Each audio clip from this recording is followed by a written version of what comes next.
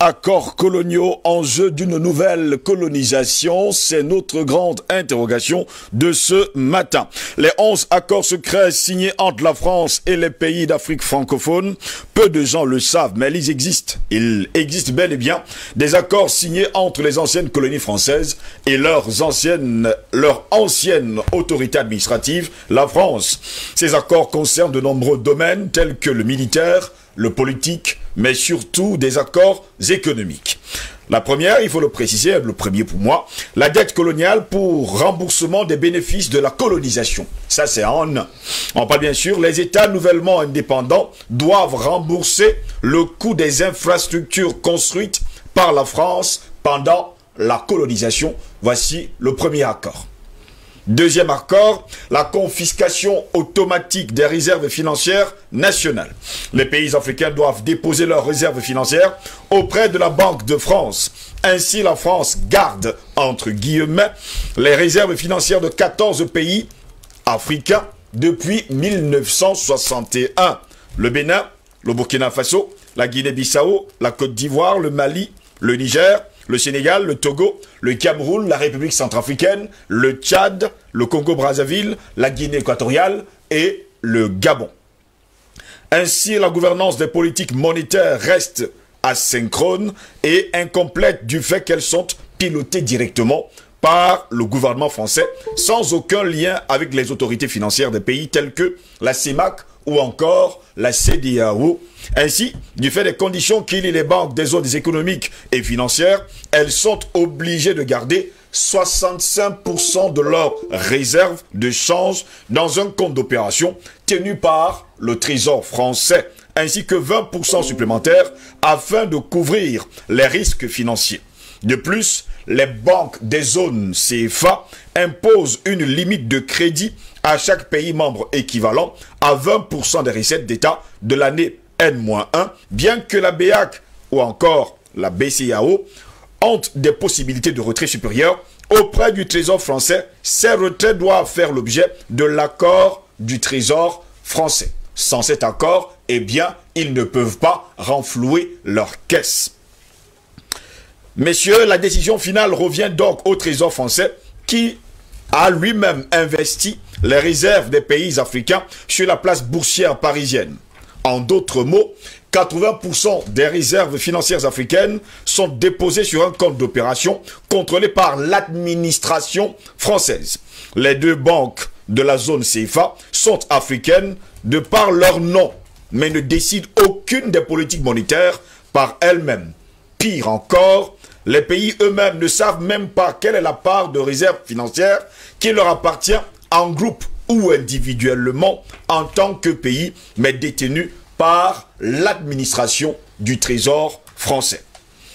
Les gains issus des investissements de ces fonds du Trésor français sont censés être rajoutés à la cagnotte africaine, mais aucun compte n'est donné là-dessus aux banques, ni même aux pays membres. Seul un groupe limité à 6 administrateurs du Trésor français ont connaissance des montants du compte d'opération, du lieu d'investissement, des sommes. Les banques centrales africaines n'ont pas accès à ces informations, déclarait d'ailleurs il y a plusieurs années le docteur Gary K. Bush.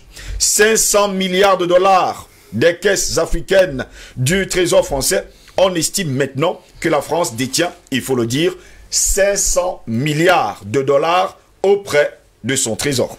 Elle est donc prête à tout afin de combattre toute personne qui cherchera à faire la lumière sur le côté obscur de ce vieil empire.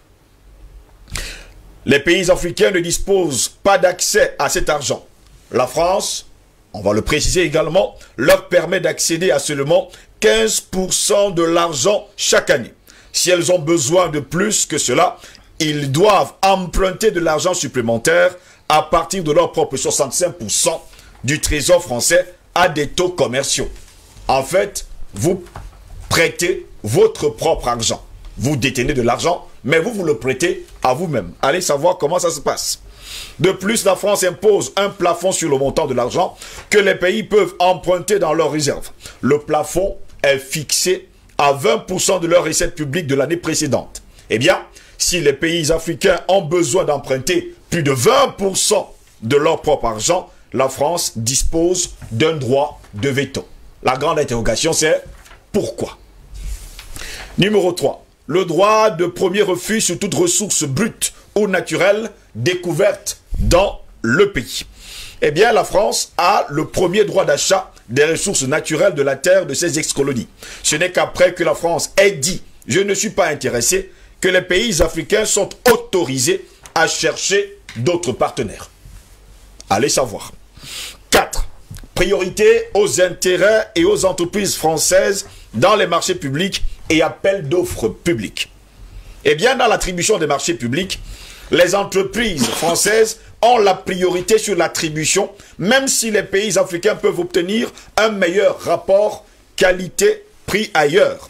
En conséquence, dans la plupart des ex-colonies françaises, tous les leviers économiques des pays sont entre les mains des expatriés français. Je vous prends un cas. En Côte d'Ivoire, par exemple, les entreprises françaises possèdent et contrôlent tous les grands services publics. Eau, électricité, téléphonie mobile, transport, port et les grandes banques. C'est la même chose dans le commerce, la construction et l'agriculture. 5. Droit exclusif de fournir des équipements militaires et de former des officiers militaires des colonies. Eh bien, grâce à un système sophistiqué de bourses, de subventions et des accords de défense attachés au pacte colonial, les Africains doivent envoyer leurs officiers supérieurs en formation, vous avez bien compris, en France. Si je continue, ça va être encore plus compliqué que ça. Messieurs, en 6, le droit pour la France de déployer les troupes et d'intervenir militairement dans le pays pour défendre ses intérêts. Pas les intérêts du pays en somme, mais ses propres intérêts. On parle bien sûr des intérêts de la France. En vertu de ce qu'on appelle les accords de défense entre guillemets, attachés au pacte colonial, la France a le droit d'intervenir militairement dans les pays africains et aussi de stationner des troupes en permanence dans les bases et installations militaires entièrement gérées par les Français. Voilà pourquoi vous allez voir les bases militaires sur tout le continent africain. Je vais m'arrêter là pour l'heure. En 7, l'obligation de faire du français la langue officielle du pays et la langue pour l'éducation. Oui, monsieur, vous devez parler français, la langue de Molière. Une organisation de la langue française et de la diffusion de la culture française a même été créée pendant la colonisation. Elle s'appelle la francophonie et possède plusieurs organisations satellites. Eh bien, ces organisations sont affiliées et contrôlées par le ministre français des Affaires étrangères. On parle encore là de diplomatie. Est-ce cela en tout cas la diplomatie? 8. L'obligation d'utiliser le franc CFA, franc des colonies françaises d'Afrique. On en parle d'ailleurs sur ce plateau à bouche que vêtue. En 9, l'obligation d'envoyer en France un bilan annuel et un rapport de l'état des réserves. Je me pose souvent la question de savoir pourquoi.